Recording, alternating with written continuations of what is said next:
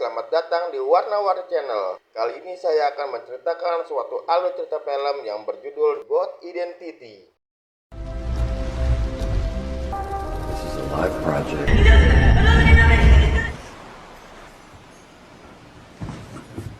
Di awal film kita diperlihatkan oleh Brandon dan Mary yang berada di India. Brandon dan Mary akan memulai hidup baru di sini dan melupakan masa lalunya. Dan Mary selalu memberikan semangat kepada Brandon dikarenakan Brandon sampai saat ini masih belum sembuh dari penyakit hilang ingatan tersebut atau amnesia. Dan Mary pun sangat sedih ketika dia sering bermimpi buruk tentang masa lalunya. Mary pun berharap agar Brandon segera sembuh dan mengingat kembali masa lalunya. Sementara itu di sebuah markas besar CIA di Berlin di negara Jerman terlihat sedang mencarikan informasi tentang kasus yang sudah lama yang dipimpin oleh Landi. Namun tanpa disadari ada sebuah pria serius yang masuk ke dalam markas CIA itu. Pria tersebut langsung memasang bom dan alat identifikasi sidik jari yang secara hati-hati. Dan di saat semua agen sedang serius bekerja, namun tiba-tiba sebuah bom meledak.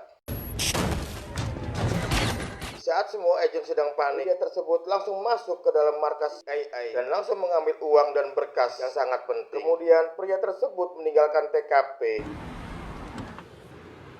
Setelah meninggalkan TKP yang cukup jauh, ternyata pria misterius itu bertemu pria yang bernama Yuri. Sedikit penjelasan, Yuri ini adalah pemilik pabrik minyak terbesar di Jerman. Dan di sini pun terungkaplah pria misterius itu ternyata bernama Kiwil. Dia bekerja sebagai polisi Jerman dan dia telah menerima uang sogokan dari Yuri. Dan ternyata Kiril juga mempunyai pekerjaan sebagai pembunuh bayaran dan cukup disegani di dunia hitam. Kita kembali ke Brandon. Terlihat Brandon sedang lari pagi di negara India dan dia melihat seseorang pria yang cukup mencurigakan sedang berada di wilayah rumahnya. Dengan insting dia sebagai mantan pembunuh bayaran mengetahui bahwa pria itu tidak baik. Seperti kita ketahui bahwa pria itu adalah Kiril.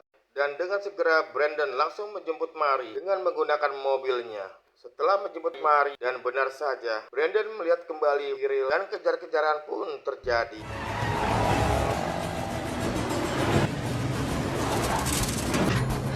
Take the wheel. You're gonna do. Melihat Brandon mengendarai mobil memotong jalur yang sulit dikejar, maka Kiril pun dengan cepat mengambil senapan jarak jauhnya untuk mencari tempat yang pas untuk menembak Brandon dari jarak jauh. Setelah tembakan itu, mobil Brandon pun akhirnya jatuh ke sungai. Dan Brandon pun dengan susah payah menolong Mary yang terjepit di sabuk pengaman. Dan Brandon pun memberikan napas buatan kepada Mary. Namun akhirnya Mary pun tidak tertolong. Dan Kiwil melihat targetnya terjatuh ke sungai. Ia pun mendekati TKP tersebut. Dan Kiril pun melihat ke sungai bahwa tidak ada tanda-tanda kehidupan dari Brandon dan Mary. Maka Kiril pun merasa bahwa dia telah berhasil membunuh Brandon. Kita kembali ke Jerman. Terlihat polisi sedang mengolah TKP yang terjadi akibat bom dari Kiril. Setelah melakukan penyelidikan, mereka menemukan sidik jari yang ternyata sidik jari tersebut adalah milik salah satu agen Riston. Setelah berhasil melumpuhkan targetnya, Kiril langsung terbang ke Rusia untuk bertemu dengan Yuri untuk meminta bayaran terkait dengan 2 misi yang ia lakukan. Tanpa diduga, Brandon pun masih hidup. Dan Brandon untuk menghilangkan bukti-buktinya, dia lalu membakar semua identitas Mary guna menghilangkan bukti-bukti yang ada. Setelah menghilangkan bukti-bukti, Brandon lalu pergi ke Italia, tepatnya di ibu kota Napoli. Kembali ke penyelidikan, markas CIA telah menemukan sidik jari tersangka bom. Ternyata dialah Brandon. Brandon tersebut bekerja di bawah naungan Triston. Mendapatkan berita tersebut, Lady pun langsung mendatangkan Wilson guna diminta penjelasannya. Lady pun bertanya kepada Wilson, Triston sedang melakukan misi apa? Dan yang bernama Brandon saat ini sedang berada di mana? Kemudian Wilson pun menjawab bahwa Triston 2 tahun yang lalu telah dibubarkan dan Brandon pun tewas tenggelam di sungai India. Mendapatkan informasi itu, Lady pun langsung pergi meninggalkan Wilson. Kita kembali ke Brandon yang telah sampai di kota Napoli. Di saat Brandon diperiksa dokumennya, agen CIA yang berada di bandara langsung mendeteksi keberadaan Brandon dan langsung melaporkan ke petugas setempat untuk menahan Brandon. Setelah ditahan di ruangan, Jason diinterogasi oleh konsulat Amerika yang menanyakan kedatangan ke sini untuk keperluan apa. Namun Jason terdiam 1000 bahasa. Tiba-tiba konsulat mendapat telepon dari markas CIA dan mengatakan Brandon adalah target utama CIA tersebut. Dan tiba-tiba setelah menumbangkan mereka berdua, Brandon akhirnya mengambil telepon si konsulat tersebut dan melacaknya. Kemudian Brandon mengambil mobil yang berada di parkiran. Di dalam mobil, Brandon mendengarkan telepon yang telah disadapnya. Dan setelah konsulat itu sadar, dia langsung menelepon kepada Lady. Dan Lady menerangkan kepada konsulat itu bahwa Brandon adalah orang yang sangat berbahaya. Lady pun menjelaskan bahwa 2 hari yang lalu, Brandon telah membom di Jerman. Dan Brandon merasa bahwa dia bukan pelakunya. Maka dengan segera Brandon akan pergi ke Jerman untuk menemui seseorang yang dia kenalnya. Di kota Belanda, terlihat Gwen sedang menjemput Nicky untuk dipertemukan dengan petinggi para CIA, termasuk Lady. Sebagai catatan, Nicky pernah bertugas bersama Alexander. Nicky mengetahui tentang program Trestor sebelum dibubarkan. Setelah semua sudah siap, mereka langsung menuju ke Jerman. Kita perkenalkan yang bernama Jarda. Setelah sampai di rumah, Jarda langsung terkejut dengan todongan senjata. Front.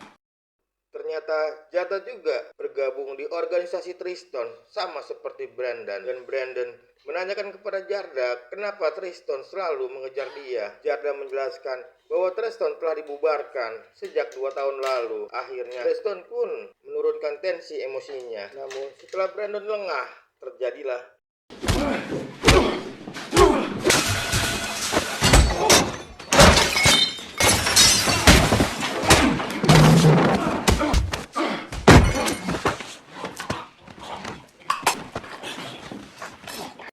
setelah Brandon menghabisi Jarda, muncullah kelompok CIA yang menyusul ke rumah Jarda. Mengetahui hal tersebut, Brandon dengan cerdik dia membuka pipa gas dan membakar buku yang ada di oven. Lalu dia dengan segera pergi dari rumah itu. Dan hasilnya, wah. Karena Brandon tidak mendapatkan informasi apapun, Brandon langsung menuju ke Paris untuk menyusul Lady dengan cara menelpon satu persatu hotel yang ada di sana. Setelah berkali-kali telepon disuruh hotel di Berlin, akhirnya Jason menemukan salah satu nama, yaitu Pamela Lady. Dan Brandon langsung meluncur ke hotel tersebut.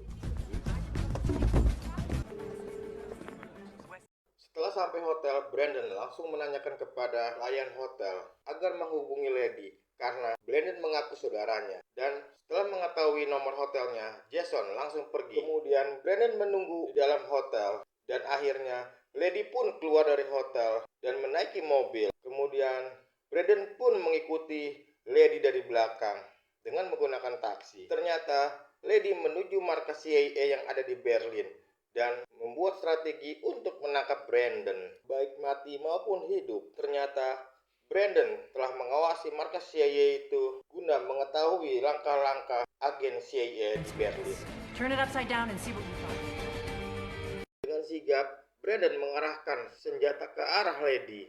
Kemudian dia menelepon Lady dan menanyakan kenapa Lady selalu mengejar Brandon. Lady pun menjawab bahwa Brandon telah membunuh 2 orang agennya di Berlin. Tiba-tiba Jackson mendadak dapat bayangan tentang masa lalunya, yaitu dia mendapatkan tugas untuk membunuh seseorang di Berlin.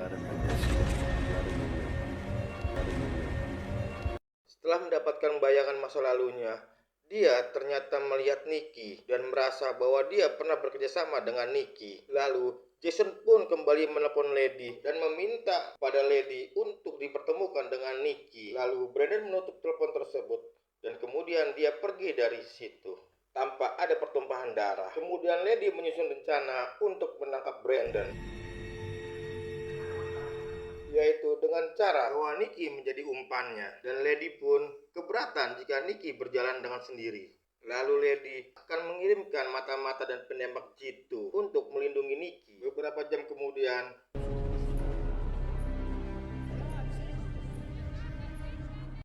Nicky akan ketemu Brandon. Brandon menyuruh Nicky untuk menaiki tram, dan akhirnya para pengintai pun kehilangan jejak Nicky karena di sana sedang ada demo besar-besaran tentang kenaikan pajak yang semakin besar.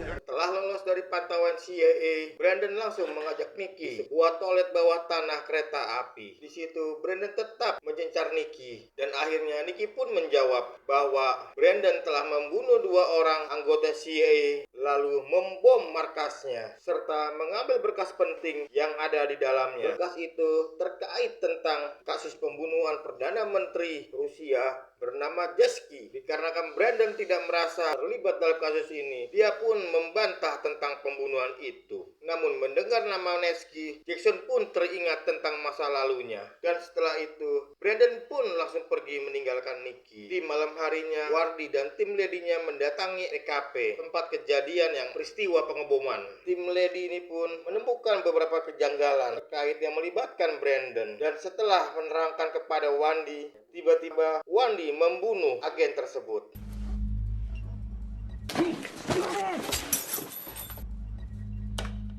Kita kembali ke Brandon. Saat ini Brandon sedang mencari orang yang bernama Nevsky. Di saat ingin bertanya, tiba-tiba Jason teringat bahwa beberapa tahun yang lalu Nex dan istrinya terbunuh di kamar hotel ini yang bernomor 644. Menyadari hal itu, Brandon pun langsung memesan kamar yang sama. Setelah ingin masuk ke kamar, Jason pun sangat yakin dan teringat masa lalu, dan dia merasa bahwa dialah yang telah membunuh Nelson dan istrinya. Karena kan ingatannya sudah mulai kembali atas suruhan mantan atasannya, yaitu Alexander. Tak lama kemudian, petugas hotel mendapatkan informasi bahwa atas nama Brandon adalah buronan CIA. Lalu tim CIA dengan cepat menuju kamar Brandon dan segera mengepung untuk menangkap Brandon. Brandon yang mengetahui keadaan tersebut langsung melarikan diri keluar hotel.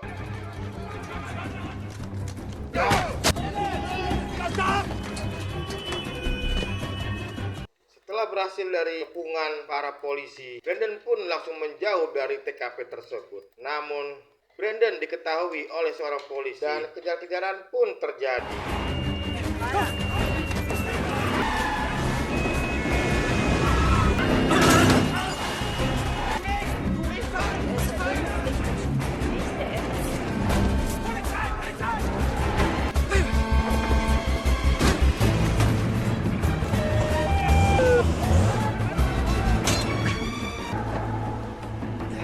Dan akhirnya Brandon pun berhasil melarikan diri. Sementara itu, Landy dan timnya memeriksa kamar yang pernah dihuni oleh Nasty itu. Dan Lady pun mendapat telepon dari warga yang menerangkan bahwa Brandon masih hidup. Dan terbongkarlah dari percakapan mereka berdua, Wardy dan Yuli lah otak pembunuhan Perdana Menteri Rusia yang bernama Nevsky. Mereka sangat berambisi untuk menguasai pertambangan minyak di Rusia. Namun karena tidak mendapatkan izin dari Nevsky, War dan Alexander habisi Perdana Menteri Rusia tersebut. Dengan pelaku utamanya adalah Brandon.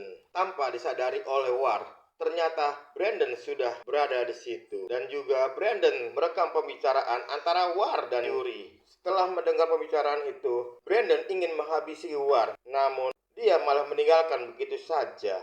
Mengenai rekaman tersebut, Brandon langsung mengirimkan kepada Landy untuk menjadi bukti bahwa War adalah dalang semua ini. Setelah itu, Brandon langsung pergi ke Rusia. Sementara itu, Lady langsung menodongkan senjata kepada War. Namun War menyadari dia akan ditangkap oleh Lady. Akhirnya, War memilih untuk bundir. Kembali ke Rusia, terlihat Yuri memberikan perintah kepada Kewil untuk segera membunuh Brandon secepat mungkin. Dan bayarannya 2 kali lipat dari pembunuhan sebelumnya. Awalnya Kewil sangat malu karena dia telah gagal sebelumnya. Namun dengan bayaran yang begitu 2 kali lipat, maka Kewil segera mencari Brandon. Dan menggunakan mobil polisi, langsung Kewil pergi dan mencari Brandon. Di sisi lain, Brandon yang telah sampai di Rusia langsung mencari anaknya yang bernama Nevsky. Tujuan untuk mencari anaknya Nevsky adalah ingin mengetahui kronologis terjadinya pembunuhan yang dilakukan oleh Brandon sendiri. Setelah sampai lokasi, Brandon menyadari bahwa ada yang tidak beres. Lalu Brandon dengan insting mantan agen pembunuh segera menghindari rumah tersebut. Dan benar saja, beberapa polisi anak buah Kiwil langsung mencoba untuk menangkap Brandon dan langsung melaporkan kepada Kiwil. Akhirnya Kiwil menembak Brandon. Namun tembakan tersebut membuat Brandon terluka sedikit. Dan ternyata ada polisi yang mendengar tembakan tersebut, lalu dengan sigap ingin menangkap Kiwil dan langsung diringkus oleh polisi-polisi tersebut. Namun setelah Kiwil menunjukkan identitasnya, Kiwil pun langsung dilepaskan oleh polisi tersebut. Setelah dilepaskan oleh polisi, Kiwil langsung mengejar Brandon dan mengetahui bahwa Brandon sangat terluka. Brandon pun menuju apotek untuk mengambil perban guna menutupi lukanya tersebut. Kemudian Brandon menuju mobil taksi dan ingin mengambil mobil tersebut. Namun aksinya pun terlihat oleh polisi dan akhirnya inilah yang terjadi. Setelah berhasil mengambil mobil taksi ini, Brandon pun langsung menghindari jaran Kiwil. Namun Kiwil langsung merampas mobil yang ada di situ untuk mengejar Brandon dan dibantu oleh kepolisian setempat.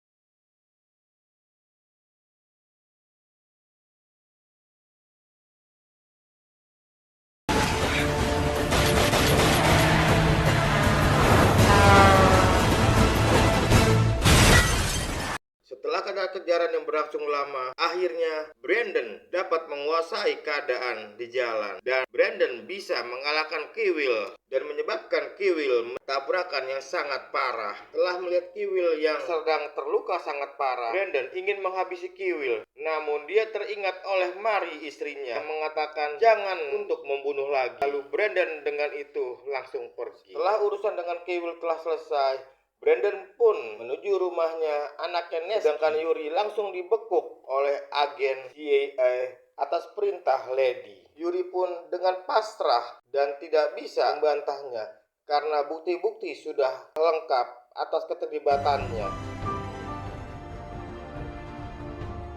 Kembali ke anaknya Nesty.